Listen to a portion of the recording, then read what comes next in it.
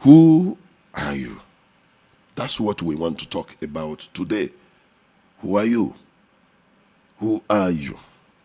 Or maybe you want to rephrase it in another way. How do you define yourself? My dear listeners, I'm sure you are not about to ask me, what is this man up to today? Who are you? Interesting, I guess. Very interesting topic. But permit me to ask you. Permit me to seriously ask you. What is it that makes you the person that you are? Let me say, has the question of who are you, has it come to you as a surprise? That someone is asking you, who are you?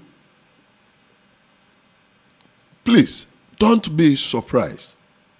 Have you at any point in time really asked yourself this question that I'm asking you this evening? Pause for a moment. Just pause for a moment. Think. Have you at any point in time asked yourself, who am I? But the reality is that most of us have never for once asked ourselves this all-important question. Oh yes. It took me time to actually get to a point that I have asked myself, who are you really are? What are you up to? What makes you the you that you are? When I say who are you, I'm asking you that husband there, seated by your wife. I'm asking you that wife, seated by your husband. Have you asked yourself at some point, who am I as a wife? Who am I as a husband? Who am I as a son or as a daughter? Have you asked yourself at some point? And because we have never really taken time to ask ourselves, to try to define who we are, we have mortgaged, we have surrendered who we are into the hands of people. That means we have allowed people to give us an identity for which they want to identify us with. We have allowed situations to define us, and things around us have made us to lose our true identity simply because we are not conscious of who we truly are. My dear friend, my dear listeners this evening, is someone trying to tell you who you are or what you should be doing? Have you thought about it? Let me tell you for once that it's important that you take control of your own identity and explore who you really are, rather than letting somebody or something or someone else decide for you who you are. Listen, my dear listeners, I think it's important at this point that we talk in this way.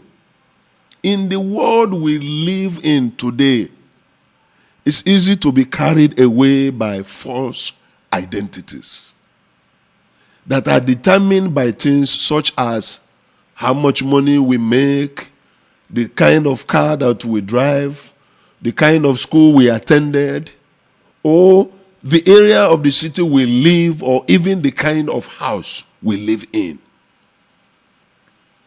But none of those things defines who we really are.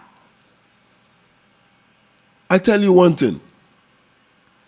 If you explore who you really are as an individual and not how other people defined you, you would come to realize how false an identity you have carried for yourself because of the way you have been defined by other people.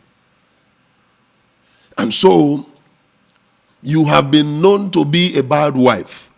You have been known to be a bad husband because people have given you that tag. Because you have been defined as being so by other people. You see? How do you begin to now identify yourself? If you now want to extract yourself, if you want to how do I put it? If you want to open up yourself and remove the actual person that you are from what people say that you are, how do you begin? That is the $1 million question we will try to solve as time permits us this evening. How do you begin to identify yourself? Listen, my friends. The only way you can define yourself is through the things that happen to you and how you react to them. And, of course, who you become after such events in your life.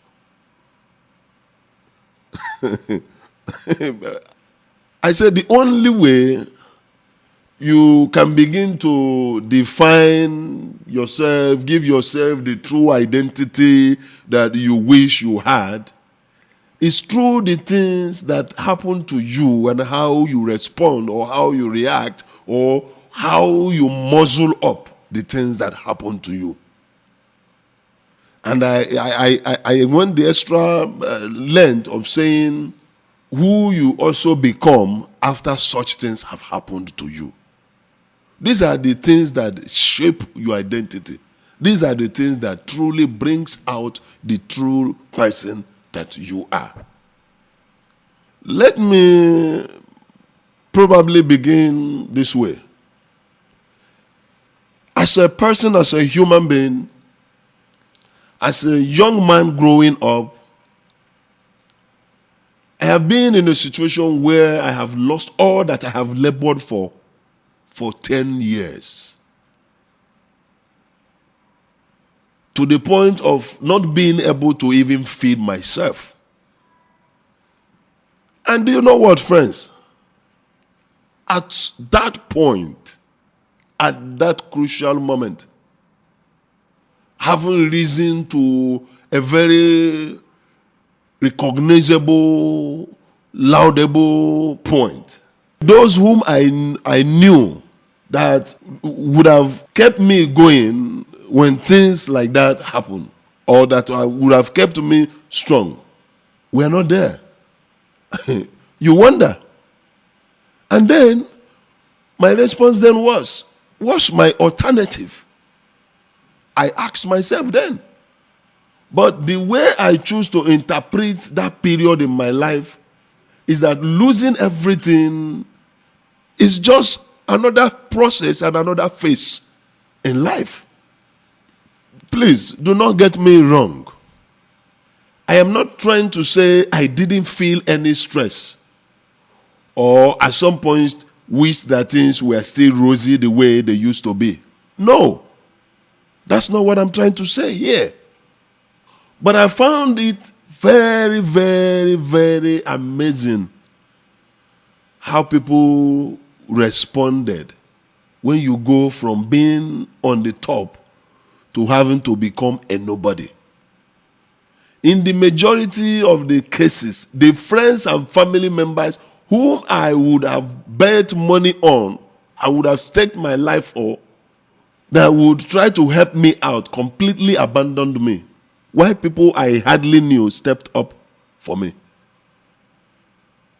It's a very painful experience to be below where you are supposed to be after testing the top ladder of life. Yes. As I'm speaking this evening, somebody out there listening to me may have encountered or is currently even in a situation that I'm trying to describe. But when I was in that state, I refused completely to allow that period to define me. Then I would allow my successes to even define me. That means neither whom I had become nor what situation had made me become were able to define me. Because all that mattered to me was how I responded to things that happened to me at that time. And all I can control was purely the way I reasoned and the behavior I put out during that period. My dear friends, what am I trying to say this evening is this. When good or bad things happen to you, it's important that you do not let them define you. I don't know if you understand what I'm trying to say. Because we have heard of people being given nicknames based on things that had happened to them. Permit me to stray a bit. For those of us that are Christians, we have similar cases in the Bible where people, a particular woman with the issue of blood and all that. Nobody told us the name she had. But the circumstance in which she found herself defined her, and she was referred to as the woman with the issue of blood. I don't know what name your family had been given before now. I don't know how your husband is calling you or referring to you as. I don't know how you address your husband. I don't even know what you call your children or what your children are calling you. Perhaps you call your husband that drunkard, that drunk. Perhaps you call your wife that lazy woman, good for nothing. Perhaps you are even calling your children useless children. These ones will not amount to anything. My friends, if you allow a name given to you by people define you, you have accepted the wrong ends of the world that we live in. Because your identity is what people will identify you with. But are you allowing the one given to you by people to be the one by which and through which you are identified? Have you been given names like, oh, don't you know that fat woman? Don't you know that man that is as slim like broomstick? Don't you know that man like electric pole? What identity have you accepted? You know we are poor. Is that an identity you have given your family? Remember, I always tell you on this station and through this our program that the millionaires also cry. Oh, yes, they do. They do. That means no condition is permanent except you use your mouth to make it permanent. How do I mean? By the time you begin to give yourself or your family an identity of poverty, how do you expect poverty not to be present in your family? Oh, you know, we don't have anything. Oh, you know, we didn't go to school. Oh, you know, we are this. You use your mouth to put a wrong tag on your person, on your family, on your children, on your wife, on your husband. What do you expect from other people? If all you know and all you identify yourself with is all things in the negative, how do you expect people to call you? Now, if you are allowing your success to be your identity, then you are hiding your real self. Because the success that you are enjoying now could fly away. Something may happen overnight, and that success may no longer be there. So if that has become your identity, what happens? Look at in my case. I told you at the early part of my life, I lost 10 years of my hard labor. 10 good years. 10 good years. If all that was me was packaged in that 10 years, I probably would have been a non-entity by now. But here I am talking to you with those past 10 years behind me, not identifying who I am today. Because I know that it is permissible to fall. It is permissible to fall.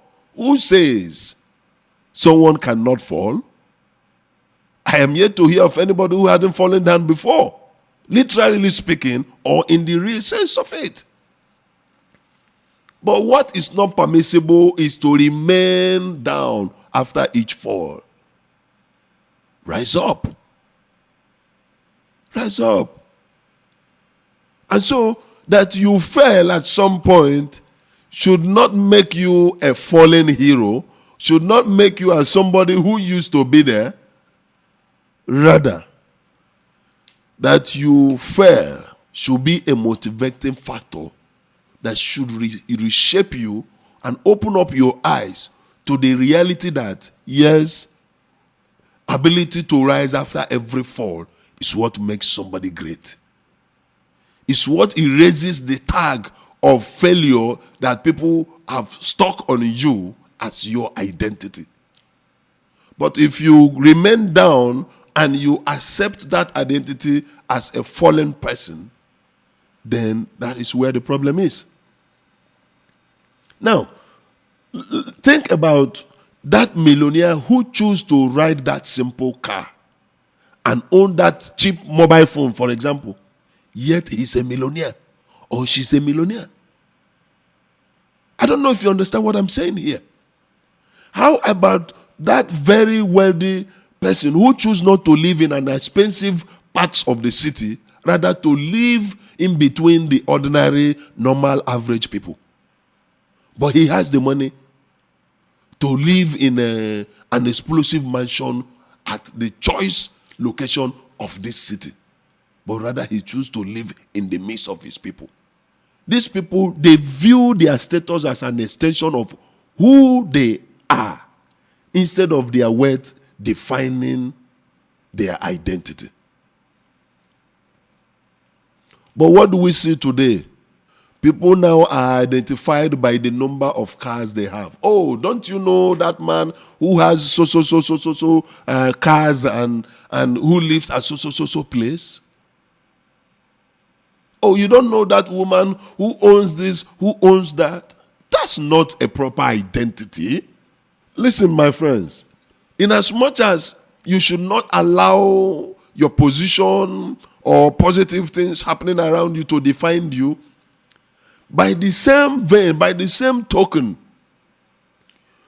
when something bad happens to you, or you do something you wish you hadn't done, be careful also not to let it define who you are.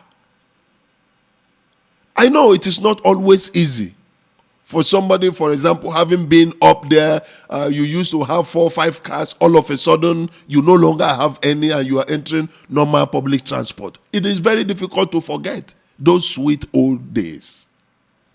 But it's also critically important that you try to put them behind you. But oftentimes, when something bad happens or someone does something bad to you, what happens is that it creates a prison wall that confines your self-image and potential to move on to better things. I don't know if you understand what I'm saying now, my friends. What I'm saying is that when something bad happens to you, for example, if your shop is broken into or burgled and goods carted away and everything, you walk into your shop and you meet an empty shop. You will be devastated completely. Perhaps the goods you have in that shop, you even took loan from bank or some friends or family members put it together. And you begin to imagine yourself starting from square zero. Yes, I know how terrible it can be. All right, listeners, and well, this is what we will be able to share for today. Have a pleasant week ahead of you. Until we come your way again, I say good night and God bless you.